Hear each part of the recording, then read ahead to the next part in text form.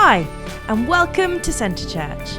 We hope that you enjoy this message recorded live from our Burgess Hill campus. If you would turn to 1 Corinthians chapter 7, we're just going to get into the word to start. And if Kate could come up to do the reading for us.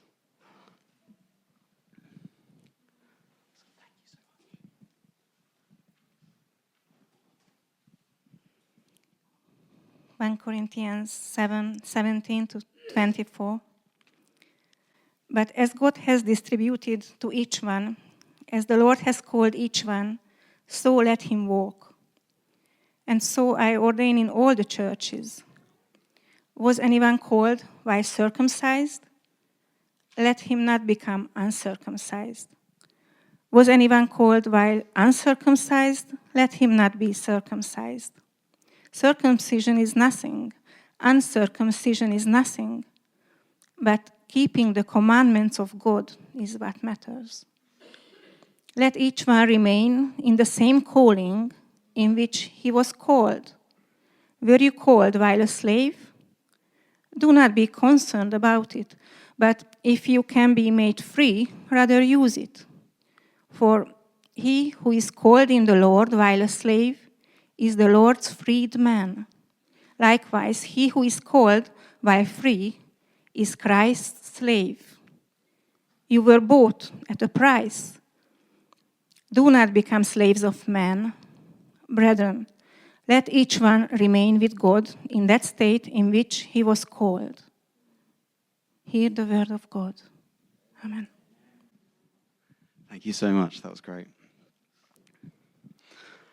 My wife Hannah and I recently went away for a couple of nights alone to a friend's wedding just outside of Barcelona. It was a short trip and the first time that we were away from our boys. And as a parent, honestly, you're caught between two feelings. You are anxious and nervous that they're going to be okay. You're missing them like crazy and you just want to make sure that they're all in one piece and everything's fine. But then also you have this guilty desire, just can't wait to have a lie-in, to read a book for more than 5 minutes without being interrupted, to not have to finish a meal in about 3 minutes and rush off to do the next thing. So you have these two emotions, just a desire and a guilty pleasure of wanting just to have a switch up of routine for a couple of days. So there we are out there. We're at our friend's wedding a couple of weeks ago in the hills of Catalonia, celebrating with our friends this fantastic food, this amazing, beautiful ceremony of our two friends becoming married to each other. And as we're sitting at the table at the reception, as we are enjoying this time, we get streams of WhatsApp videos of seeing our youngest Jesse taking his first steps in our grandma's house. Where for the past 4 months, every single day, we are getting Jesse up and we are trying to practice him walking. And all we get at best is 1 step or 2 steps. And then for the 2 days, the 48 hours we were away, Jesse decides to start walking up and down the living room in our grandma's house. So there we are at this great party full of luxury, a classy wedding. And we are hunched over my phone watching pixelated videos of Jesse stumbling and staggering across our grandma's living room. And even though we couldn't wait to have our holiday there, we were wanting to trade it all back to be sitting on that living room floor, watching his gummy grin as he walks over to us, making his steps. Today we are continuing the series of the Anatomy of Gratitude. And like the previous series that we did on big questions, where we discussed topics, as Tom closed on things like suffering, gratitude and suffering have this one thing in common, that both take stock and uniquely and clearly identify what is important and what weighs most in our lives. From the friendships and marriages we hold, from the health and life we still have, from our faith in Jesus and the goodwill of those around us, and even the steps of a 1-year-old child. It's so easy in our cluttered and busy lives to allow the things of that next important meeting at work or the next holiday or the TV series I'm on to get in the way. But when something extraordinary happens, for the better or for the worse, our lives are revealed for what they truly are, and it rightly and soberly reflects what is most important in our lives. Who here, when they've got the flu or the virus, and when you are in bed all ill or bunged up, It was saying, man, I wish I was more grateful when I felt better. And as soon as I get better, I'm going to be so thankful that I'm going to be well again. We all have these feelings of, in the moment, we can easily let other things get in the way, but those moments of either suffering or extreme gratitude help show our lives what really matters to us and what is most important. So there we are in this peaceful and luxurious trip away in Barcelona, something I've been honestly looking forward to and couldn't wait. And as soon as I was over there and seeing these videos, I wanted to trade it all back to be on that living room floor with Jesse. And in this passage that we just read and Kate took us through, we read a similar instruction mentioned 3 times in this short passage. It says, lead the life God the Lord has assigned, remain in the condition in which he was called, and remain with God. In our lives, we are constantly looking for the next thing, moving up and moving on, and we are moving at speed. But here, God calls us to remember, to be satisfied right now with your life in its present condition. In our world and in the time we live in, although as Christians we're called to be disciples of Jesus, our environment and the world we live does shape a lot and disciples a lot of people, where everyone in this world is being discipled and shaped in a certain way and formed. And oftentimes for myself, and I know for other Christians as well, outside of the really clear black and white 10 Commandments or the really specific stuff, it's very easy to allow just the way I've been brought up or the way my career goes or the way work goes or the way of the world we live in to start shaping how I think the way I should follow Jesus. For example, most promises spoken by people or declared or prayers prayed or dreams and passions held are based on a future environment or a future version of myself, which absolutely has its place. It's throughout the Bible and it's 100% biblical. But sometimes we run the risk of just desperately wanting to be in the next season of my life to arrive at that promise or answered prayer in the future, and we end up missing out on what is happening right before our eyes. We end up sleepwalking or living passively as if we're in a queue or in a waiting room, just waiting to get to the next stage of our life, waiting for where God is in this distant place, where God is sitting further down the line, and I'm just stuck here waiting to get through the day. And as a result, we miss what God is speaking and interacting with us in the present moment, both in our hearts, both in our physical world, and in the lives of the people and what they're speaking to us and around us. And why is that? Why is it that we're looking on ahead so often? Well, partly, and rightly, is because we are wanting to see the kingdom of God more richly fulfilled in our lives. We want to see what God has promised. We want to see what Jesus came and said to us. We want to see the fullness of the gospel at work in our lives. And rightly, we are desiring for a better world to live in and a better version of the gospel at work in our lives.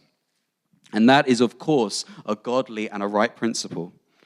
But if we're to be honest, there's also another motivation of it. Another motivation is that ultimately we're kind of unsatisfied with our current life. Ultimately, it is not enough what I have in this present moment, and I'm constantly wanting more. And when I look back on my life, I see that this is at work where I'm stuck with this question of surely this can't be it for my life. With the new job, no matter what job I've got, whatever, no matter what promotion, the first home you buy or move into, or the relocation, or the new clothes, or the new friendship group, or the new environment, and wherever you go to, always we are left with this thinking of it is not enough. Once the high of those things fade, we are still sat there wanting more from our lives. And I can tell you that naturally, I am a very antsy person. My mind feels like it's going at 1,000 miles an hour. I feel like I'm constantly on the move and stressed. So this is something that comes very naturally to me, to constantly be thinking about the next thing. I'm the guy where earlier on in the summer, when we're away on holiday, on the flight out to our holiday, I'm already thinking about what to do on our next holiday and where to go next. It's like I can't appreciate the moment that I'm living in right now. So yes, God has a plan for our lives. He has a purpose that he has crafted since before we were even born. But what if God's purpose for your life doesn't just happen 5 years down the line? What if God's purpose for your life includes today and right now? What if God just isn't just some far-off God waiting for you to get to the next point in your life? What if he is divinely present and aware of your current condition? And more so, he is at work in the midst of it. What if he deliberately knows that you would be here and in this midst in your ordinary life today? And that's what the passage here is encouraging us in, to find gratitude and contentment with our life right now as it is. Not to be caught waiting and reaching for the next thing and not wanting just a better life constantly, but to appreciate and to take root and to take stock in our life as it's presently constructed. And to be honest, this isn't just a new thing. This isn't just a Western world or a new generation difficulty we've faced. This is a problem that humanity has faced ever since the very beginning. If you go to Genesis chapter 3, as we read in the Garden of Eden with Adam and Eve, as you would remember, if you go to the next slide. Oh, you beat me to it. All right. Genesis chapter 3. I'm going to read from verses 1 to 6, and it's behind me as well. It says, "Now the serpent was more crafty than any other beast in the field that the Lord God had made. He said to the woman, 'Did God actually say, you shall not eat of any tree in the garden?' And the woman said to the serpent, 'We may eat of the fruit of the trees in the garden, but God said, you shall not eat of the fruit of the tree that is in the midst of the garden, neither shall you touch it, lest you die.' But the serpent said to the woman, 'You will not surely die, for God knows that when you eat of it, your eyes will be opened, and you will be like God, knowing good and evil.' So when the woman saw that the tree was good for food, and that it was a delight to the eyes, and that the tree was to be desired to make one wise, she took of its fruit and ate. She also gave some to her husband who was with her, and he ate." Now, to give a bit of background to this, God actually said in the previous chapter, he said, "Look, you may eat of every tree in the garden, but the tree of the knowledge of good and evil you shall not eat."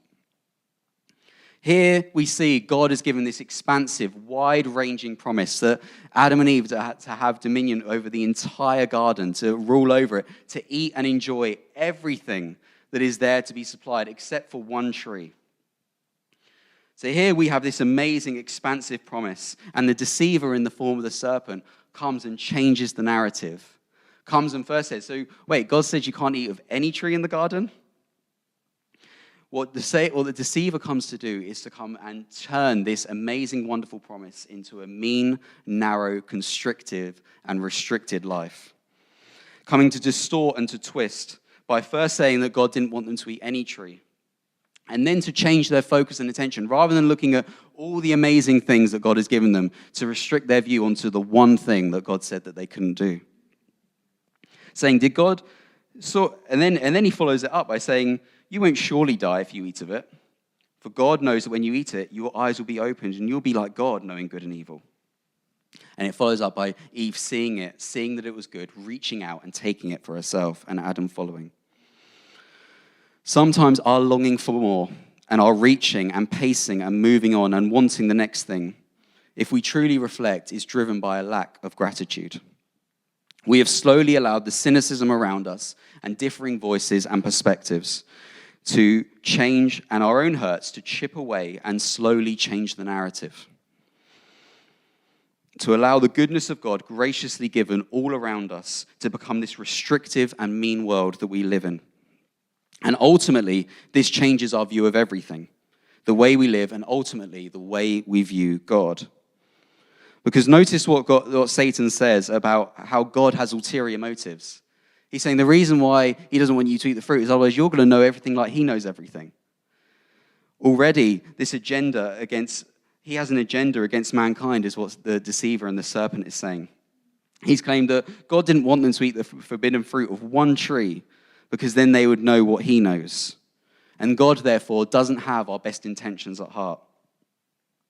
This intimate, loving, and generous God who's provided this whole garden, given them rule and dominion over everything around them, has turned into this mean, oppressive Lord that wanted to keep them down there and make sure they didn't have too much fun, freedom, life, and enjoyment.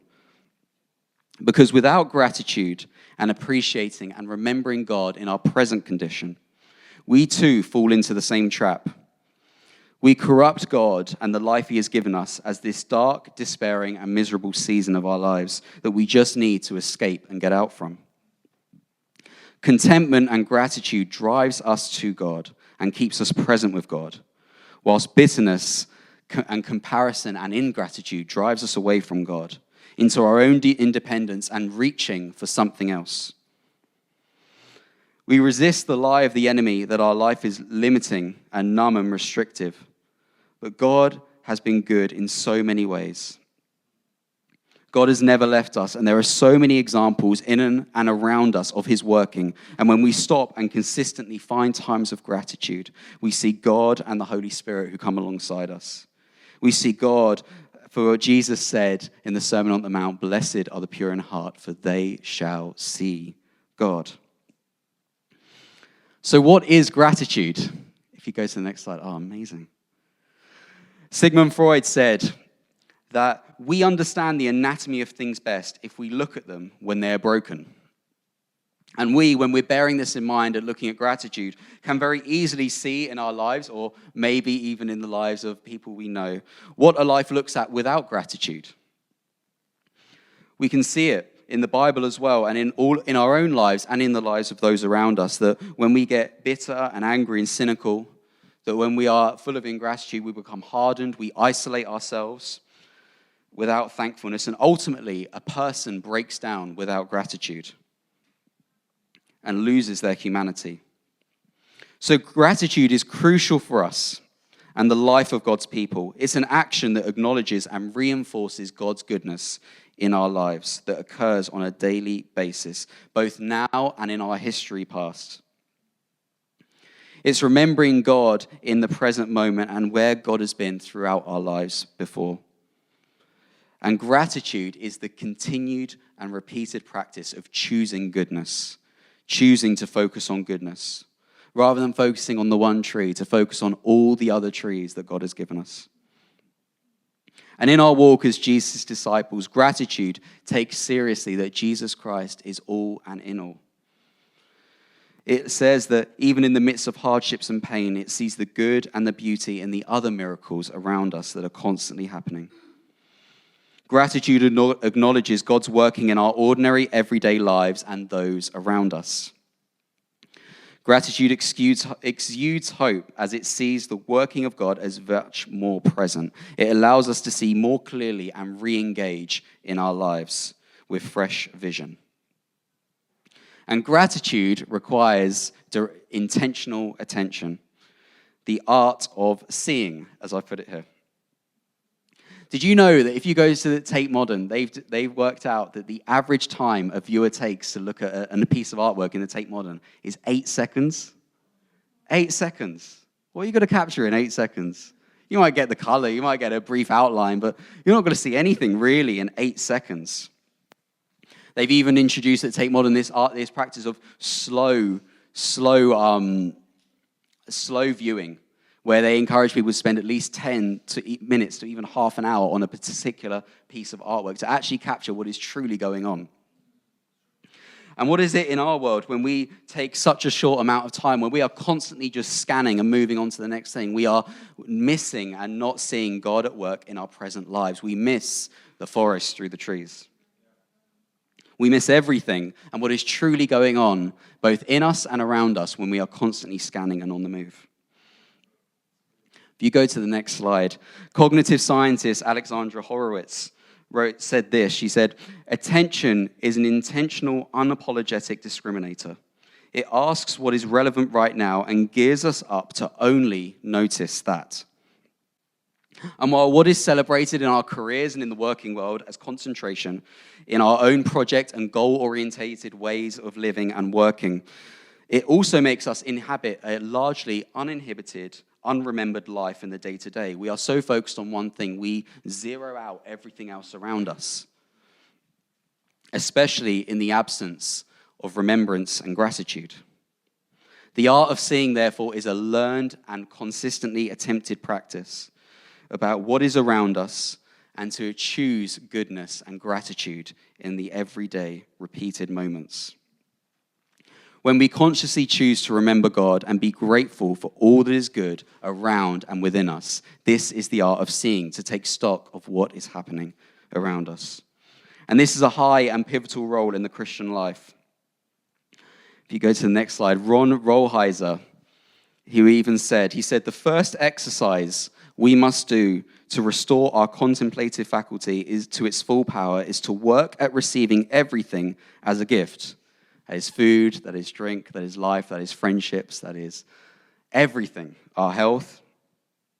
Becoming a more grateful person is the first and most important step in overcoming the practical atheism that lurks in our everyday lives.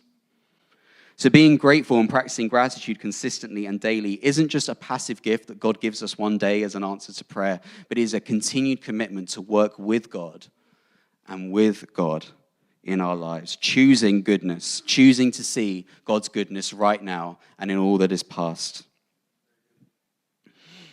Because the Christian life also includes remaining attentive to the goodness of God right now and being content in my life as it's presently constructed. And gratitude, to be clear, is not calling the bad things good. There are plenty of unjust, horrible, awful things that go on in our world. There are many times where a loss of a friendship, an act of violence, or whatever it might be, there are many bad things. Gratitude is not trying to change it and call that a good thing. But gratitude is choosing to see the good things amidst all of that. It's choosing not to just narrow our vision to the one thing or the few things that are going on bad, but it's to see all the workings of God, all the good around us and, most importantly, within us. It's to return back to God in the presentness of our day and to celebrate all that he has done and all he is continuing to do, both in our salvation, in the way we were made, and where he has placed us and where he is directing us. And in those around us. Gratitude isn't just pretending that the bad things are good, but it is choosing to celebrate the good in the midst of those things that are bad. So gratitude in the art of seeing amidst hardships, suffering, or unstable situations and circumstances outside of our control is choosing goodness and returning back to God. If you would go to Luke chapter 17, it's going to be the last passage that we read. I'm going to read verses 11 to 19. It says here, on the way to Jerusalem, he, this is Jesus, was passing along between Samaria and Galilee. And as he entered a village, he was met by 10 lepers who stood at a distance and lifted up their voices, saying, Jesus, Master, have mercy on us. And when he saw them, he said to them, go and show yourselves to the priests. And as they went, they were cleansed. Then one of them, when he saw that he was healed, turned back, praising God with a loud voice. And he fell on his face at Jesus' feet, giving him thanks. Now he was a Samaritan. Then Jesus answered, were not 10 cleansed? Where are the 9? Was no one found to return and give praise to God except this foreigner? And he said to him, rise and go your way. Your faith has made you well. If you would allow me just to put a bit of context on this and what the life would have been like for those 10 lepers. So let me describe. This was a skin condition that was very present, that you couldn't hide, and was highly contagious. Imagine the desperation. Let's say you were one of those people that had leprosy. Okay, you go into the doctors and you get this confirmation of the incurable disease that you have of leprosy. And as you walk out with this diagnosis of this highly contagious and incurable skin disease, and as you walk into the first public space, by Jewish law, you are required to shout out, unclean. And as you shout out, unclean, everyone's going to turn around and look at you and look to move as far away from you as quick as possible because of the paranoia of catching this for themselves. There was no hiding or covering up this disease. You wore it and you were identified as that. And just imagine what that would do to a life of someone that every time they walked into a public space, every time they met with someone else, they had to declare themselves as unclean, to call themselves and identify themselves as this skin condition. And everyone within earshot would instantly move away and run away and disassociate themselves with you. And really, this wouldn't go on for long because once word got out, You would be excommunicated and forced to live in a leprosy colony way outside of the town, because when the first day when you got that diagnosis that you had leprosy was probably the last day you would ever have human contact ever again. You'd be outside of the town, living in this colony of just other people where the only thing you have in common is this shared incurable disease, where effectively you are just waiting to die. And there you are sent to live. And on top of that, in this time, it was a held belief that having this condition was a reflection of God's judgment against you. It was a reflection held at the time that you had this because you have done something wrong and God is against you. So not only when you shouted unclean were people looking to get away from you and looking for the exit door, but as soon as they saw you, they would have judged you and determined that you deserve to have what you have. It was a time of spiritual abuse and manipulation. And obviously, it's not what we believe today, but this is what they were holding to at the time. So not only were you ostracized, not only were you cut off from everyone, that everyone also judged that you deserved it. So the 10 lepers are facing all of this. They are rejected by all, by their loved ones, by the society. They've lost everything. They are out there in the wilderness just waiting for their lives to be over. And with the one glimmer of hope as they see Jesus passing by, that maybe, just maybe, some part of their life could be recaptured and reclaimed, they shout out to Jesus, "Have mercy on us." At that one last shot that maybe they could get their lives back together. Maybe something good could come out of all of this. And Jesus heals them and sends them away to the priest. So just imagine your whole life is being reshaped right now. You're going to go to the priest, to a public space, to declare that you are now clean and be reintegrated with society again, reworked. It's going to be a redemptive story of healing where your life is no longer just stuck waiting to die, that now you are back in and made whole, not only healed physically, but now emotionally, holistically, as Paul was saying earlier, that you are now reintegrated in the very society that had determined that you would be cut off. Your life has now been made back together whole again. And in this story, we read only one person went back to give thanks. This amazing miracle where your whole life has been restored, and only one person out of 10 found time to go and give thanks. This is what I would call the art of receiving. You know, giving is a virtue, and we talk about it in church a lot, and it is a powerful command that God gives us, and it is a very great thing. It's a redeeming quality of those in and around us to be people that give, and we see its work in our lives and in those around us, from the missionaries we support, to the impact we've had when someone's given to us, to everything around us, to the salvation we have of God giving his only son. Giving is a great virtue, but what is a less spoken about virtue is the art of receiving. Because giving, although it is good and is powerful, in our world it can be distorted. It can be seen as a performative act. It can be seen as a way to gain control and authority, to make sure that the person that is giving is up here and the person that is receiving is down there, and to keep that power structure as it is. Sometimes with giving, we use it as a way to boost our own egos and make sure that we are seen as the people that give. Giving in itself can be corruptive and be ending up as just a virtue signaling act. It isn't truly the heart that Jesus commanded us. Whilst receiving, on the other hand, requires tremendous trust and vulnerability. Rather than building up our egos, receiving is the death to our own egos. It is acknowledging that we are not the self-made man that we thought we were. We're not the person that's created our own lives, but actually someone has given this to us. And in the story of these 10 lepers, we see one person that realizes that actually, this isn't the life I've made. This is the life God has given me. Receiving requires humility and vulnerability and trust, and the lack of ego. The art of receiving, then, as seen in this one leper, is the precursor to gratitude, and it is the wellspring of thanksgiving. And what happens at the end of this story, when we see this account, when he comes back and Jesus says that your faith has made you well? But wasn't he already healed? Weren't the other 9 already healed as going? It wasn't like Jesus said, I'm taking that healing back from the other 9 people because they didn't say thank you. So what happened here? As Pastor Paul was attributing earlier, Jesus is talking about a holistic healing of the soul. This Samaritan that was outside of the covenant, cut off, wasn't allowed access to God through this Old Testament, through this old structure, is now being reintegrated into the family of God. Jesus here is talking about a deeper and more holistic healing. when we come to him with thanksgiving. What Jesus was speaking of here was a healing of the soul, a deeper and a more complete healing. And you see with gratitude, in returning to God in our lives, in its present construction, we evoke and re-invite God to continue his working in and around us when we return with gratitude in our present lives.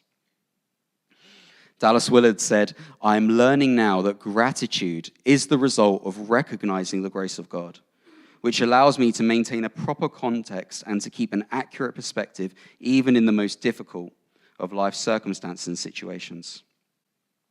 So gratitude, when practiced, re-establishes our dignity as people made in the image of God and the goodness that occurs in and around us in our daily lives and in history.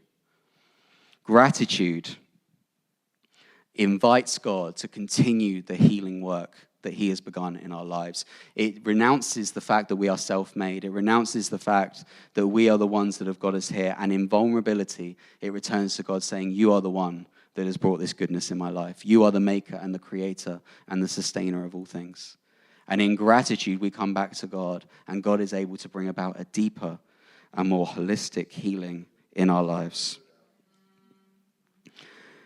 And I would say, naturally, I am someone that really struggles with gratitude. I sometimes, I feel like I'm my own harshest critic and super pessimistic and always on the move. Gratitude, I honestly do not believe, is a divine gift that God gives you after one time of prayer. I think a lifetime of gratitude is intentionally working with God and practicing it in our day-to-day lives. And even though some of us will have different personality types, different upbringings, where we're more conscious or more leaning towards that, just like art, just like anything, it is a practice that we must continue at doing in our daily lives. Whether it's giving thanks over a meal, giving thanks over just being alive and the health we have, giving thanks over the friendships and the families and the churches we're in, giving thanks for the salvation that God has given us through his Son, Jesus Christ. Thankfulness and gratitude is an art that requires attention and requires commitment from all of us. But that doesn't mean that it is all on our plate, that God works with us in all of these things. And when we ask God for his help, and when we continue to attend to the art of gratitude, when we continue to practice seeing and receiving what God has done in our everyday lives, God is working with us to strengthen us and to show us exactly what he is doing. And slowly yet surely, as we are practicing gratitude, we are seeing through the lens of eternity. And surely, I can promise, and through the lives of many people here, they can attest to this as well, that God changes us for the better when we live lives of gratitude. I want to end with this one quote by renowned author Annie Dillard, which I really like. It says, "How we spend our days is, of course, how we spend our lives." What if your life, as presently constructed right now, today, isn't just something that you're looking to get through, isn't just something you're looking to escape from or overcome? Your life right now isn't just something you have to endure to get to what God has next. What if God has something for you in this life right now? What if God isn't just absent and waiting for you to move on and be 5 years down the line? What if God is very present, as he promises in his word, right here in your life? And actually to find contentment and gratitude and to remain where you are, as Kate read us in the first passage, isn't just being defeatist or giving up, but it's finding hope and goodness in the midst of all that he's given us. Rather than focusing on the one tree, to focus on all the trees that God has given us, on all the provision that he has surrounded. Not to deny what is wrong in our world, not to deny what has been negatively happening to us, but to choose goodness and return back to God. To see us not as self-made, but as God-made. Where being a disciple of Jesus today doesn't simply mean just enduring and getting through the day to reach a better tomorrow, but it is finding goodness and gratitude in the things around us that are good. The work of God in us and the precious and eternal salvation of Jesus Christ. We are engaging and not living life passively as in a waiting pattern, but we are engaging with our life in its present to see the joy and the richness that God has for us and not letting these moments pass us by, because how we live today is effectively how we live our life. If we think that 5 years down the line is when God has got his best for us, then we will always think that.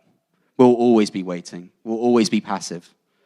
But if we choose rather than to sleepwalk, but to find gratitude and engage with our life and engage with God in our ordinary lives, we will see God more clearly and more presently at work, and he will be able to heal us more wholly and holistically as we come back to him.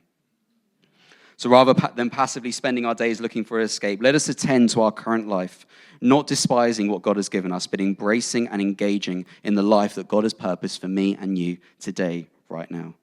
To see God present around us through creation and people, and through the practice of seeing and receiving, we invite God to surely and slowly change us into his image and to bring his kingdom at work in our lives and to see what he has already done and is already doing.